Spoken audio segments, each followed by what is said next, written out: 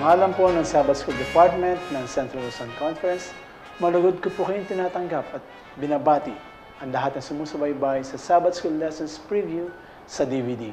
Ito po ang inyong lingkod, Pastor Federico Canco ng Central Metro Manila District 5 na makakasama nyo sa ilang minutong talakayan. Kasama rin natin ang Amazing Grace Media Production ng Communication Department ng Central Luzon Conference na siya nag-aayos ng programa ito. Mga kaibigan, mga kapatid, tayo po'y nasa ika-4 na leksyon ng ating pag-aaral mula sa aklat ng 1 at 2 Tesalonica. Ang pamagat po ng ating pag-aaral ngayon ay Joyous and Thankful. Pero bago po tayo magpatuloy, tayo po na po ay manalangin.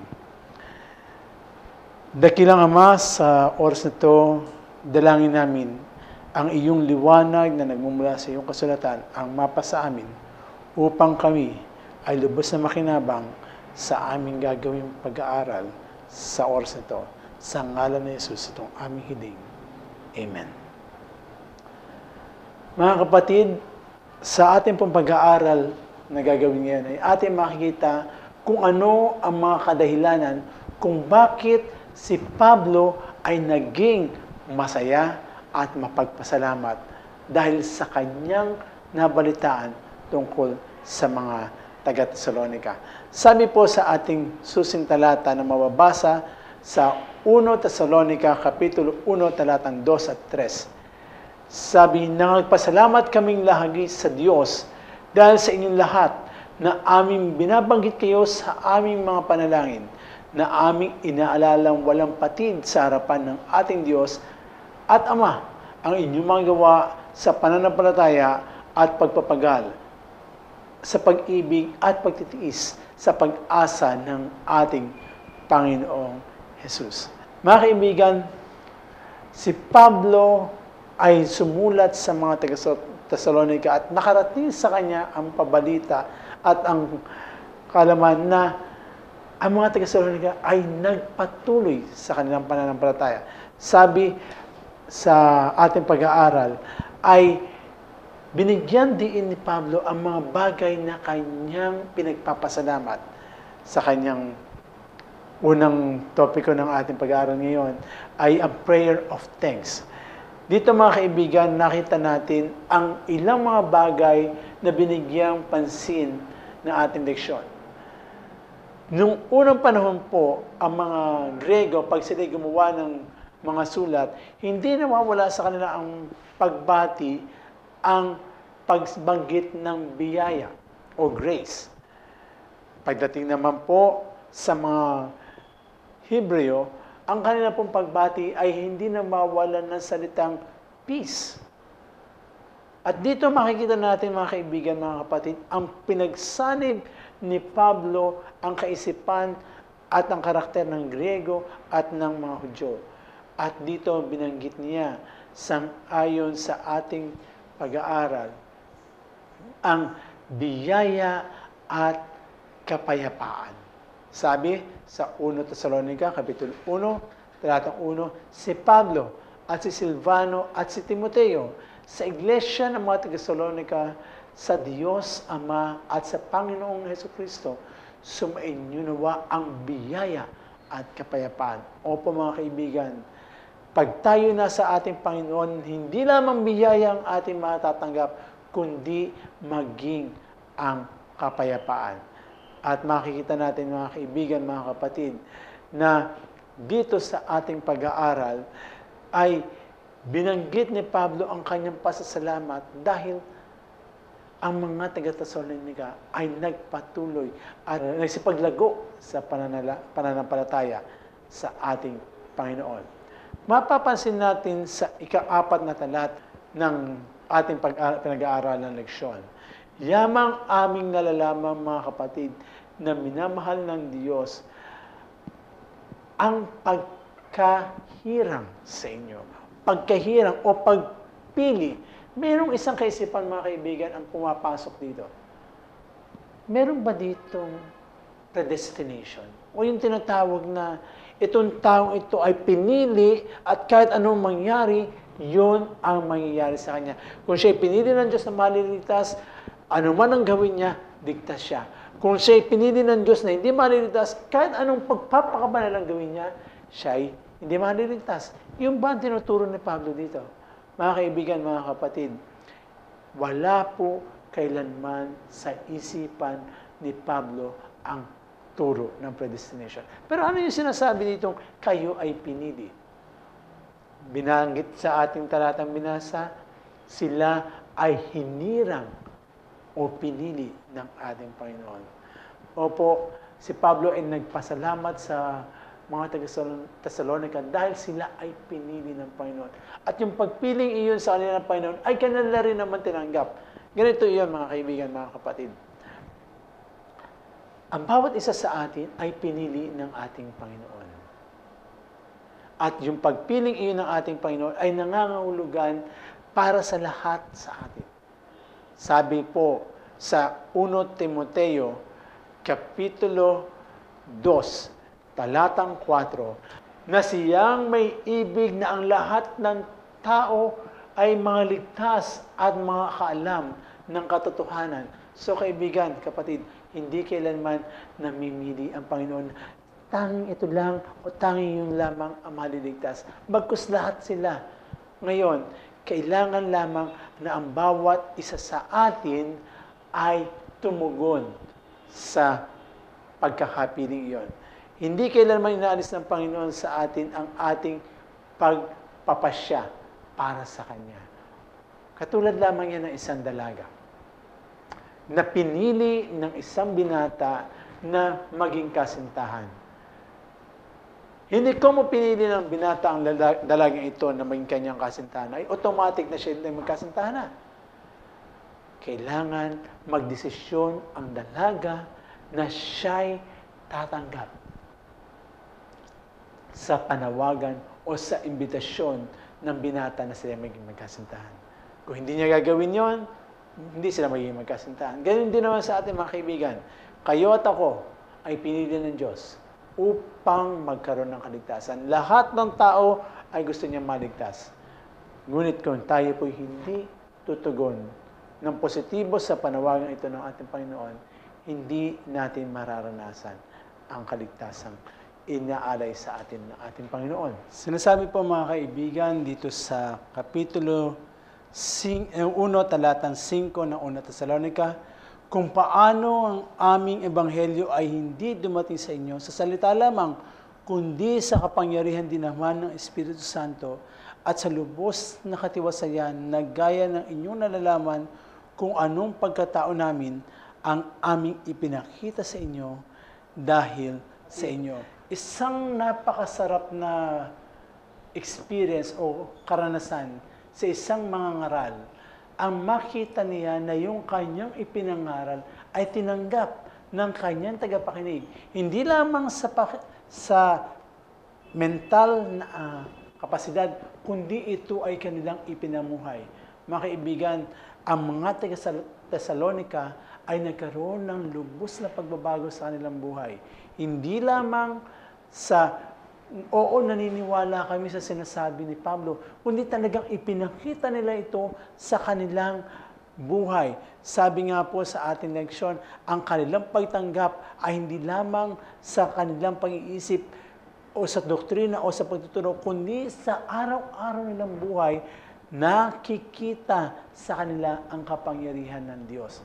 Mga kaibigan, mga kapatid, isang kagalakan ng ating Panginoong Diyos kung ang doktrina na ating nakukuha mula sa Biblia ay hindi lamang natin pinaniniwalaan, kundi ito ay atin din namang pinakikita sa iba sa pamamagitan ng ating buhay. Kaya nga po, hindi kailanman maitatago nino man ang bunga ng Banal na Espiritu kung ito ay nasa atin ang Banal na Espiritu. Ano po ba yung bunga ng Banal na Espiritu? Balikan po natin ang sabi ni Pablo sa Galatia Kapitulo 5, talatang 22 hanggang 23. Datapwat ang bunga ng Espiritu ay pag-ibig, katuwaan, kapayapaan, pagpapahinuhod, kagandahang loob, kabutihan, pagtatapat, kaamuan, pagpipigil. laban sa mga gayong bagay ay walang kautusan. Opo mga kaibigan, mga kapatid, may mga pagkakataon na nagpagkukunwari ng ilan o maging tayo na nagpapakita natin kumari mahal natin ang isang tao, tayo ay maamo. Yun ay pansandalian lamang na nakikita na. Hindi natin maitatago ang likas natin. Kung tayo likas na magagalitin, sa maiksing panahon tayo ay magiging mapagpahinuhod. Pero later on, lalabas yun. Ang mga taga-Thessalonica, nakita sa nila ang talagang pagbabago sa kanilang mga buhay. Sila yung mga sumasamba sa mga Diyos-Diyosan, nung tanggapin nila ang panawagan at ang kaligtasan na ibinibigay natin Panginoon, sila yung nagsitalikod sa pagtanggap at sa pagsamba sa mga Diyos-Diyosan. Binabanggit naman sa talatang 6 at 7 ng ating pagsang pinag-aaralan. Sabi dito, at kayo'y magsitulad sa amin at sa Panginoon nang inyong tanggapin ang salita sa malaking kapigatian na may katuwaan sa Espiritu Santo. Ano pat kayo'y naging uliran sa lahat ng nananampalatayang nanga sa Macedonia at nanga sa Akaya. Mga kaibigan, mga kapatid, sabi dito sa topikong ito ng Miyerkules, ginagawa ang anumang ginawa ni Pablo o ang paggaya ng mga taga-Thessalonica kay Pablo. May mga tao nagsasabi, ay hindi natin dapat gayahin kung ang sino man sa ating mga kapwa. Ang dapat namang natin gayahin ay ang ating Panginoon. Tama po yun. Dahil sinasabi po ng ating banal na kasulatan na ang ating pong paningin ay dapat nakatuon lamang sa ating Panginoon. Yan ay mababasa natin sa Hebreo Kapitulo 12, talatang 2. Pero kahit anong sabihin natin, mga kapatid, hindi natin maitatatwa na ang bawat isa sa atin ay tumitingin pa rin sa ating mga kapwa.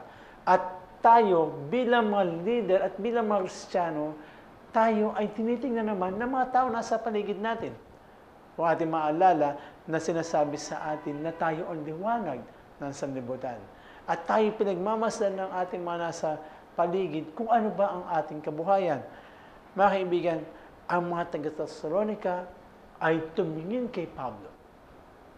At sila ay gumaya sa ipinakitang buhay ni Pablo. Kaibigan, kapatid, ito'y isang hamon sa atin.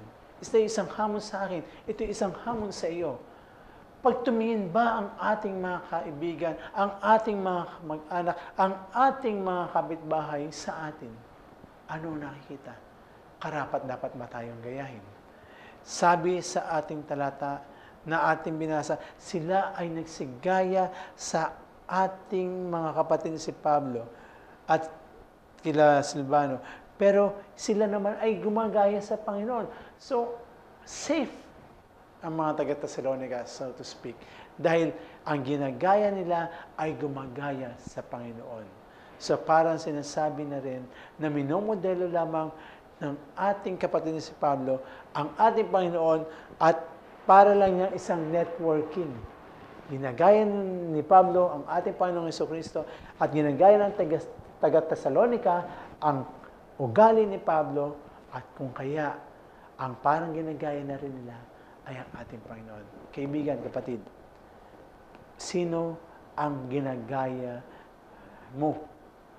Ginagaya mo ba ang napapanood mo sa telebisyon? Ginagaya mo ba ang nasa sanlibutan? O ginagaya mo ang ating Panginoon Jesus?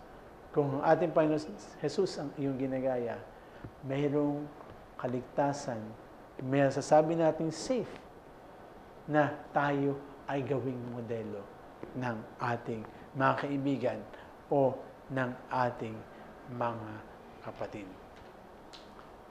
Sabi naman sa ikawalong talata hanggang ikasampu, sabi, sapagkat mula sa inyo'y nagabansag ang salita ng Panginoon hindi lamang sa Macedonia at Akaya, kundi sa lahat ng mga dako ay natanyag ang inyong pananampalataya sa Diyos.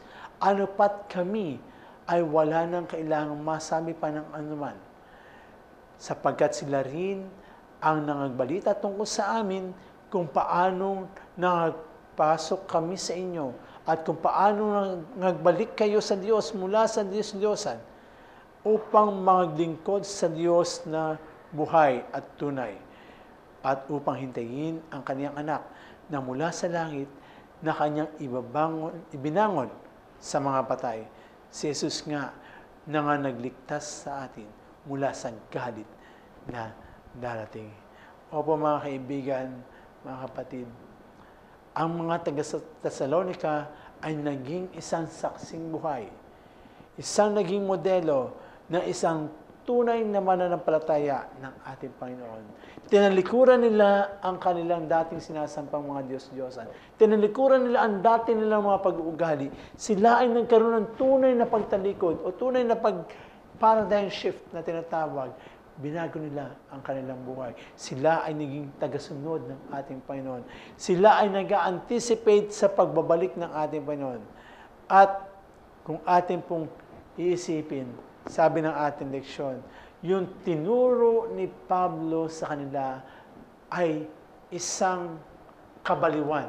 Sabi nga, kabaliwan na mensahe. Bakit? Sino nga naman ang tao na namatay na, nailibing na, ay babangon na muli. At hindi lamang iyon, mga kaibigan. Ito ay isang mensahe na nagmula sa mga Hudyo. Marahil sa mga Hentil ang nagsisipagtawa sa mga mensaheng ito ni Pablo. Pero ang mga taga-Tesalonica, sila ay nagsisampalataya. Sila ay nagsitanggap at kanilang ipinamuhay ang kanilang paniniwalang ito. At ang mga taga-Tesalonica, mga kaibigan, ay hindi na natili ang kanilang pag-ibig na yun sa kanila lamang, kundi ito ay kanila namang ibinahagi. Sila ay naging mga misyonaryo. Sila ay naging mga missionaries at ang kanilang mga puso ay nag-uumapaw sa pag-ibig sa ating Panginoon, kung kaya ang bawat isa sa kanila ay naging saksi. Sabi sa Macedonia at sa Achaia. Mga kaibigan, kamusta ang ating pag-ibig sa ating Panginoon? Ang ating pagmamahal ba sa Kanya ay nakikita ng ibang tao?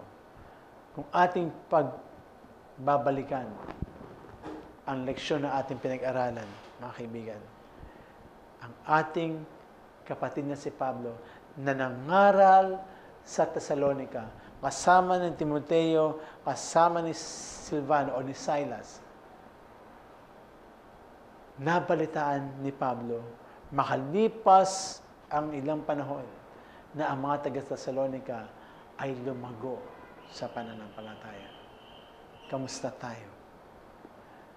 Tayo ba ay nakikitaan ng paglago?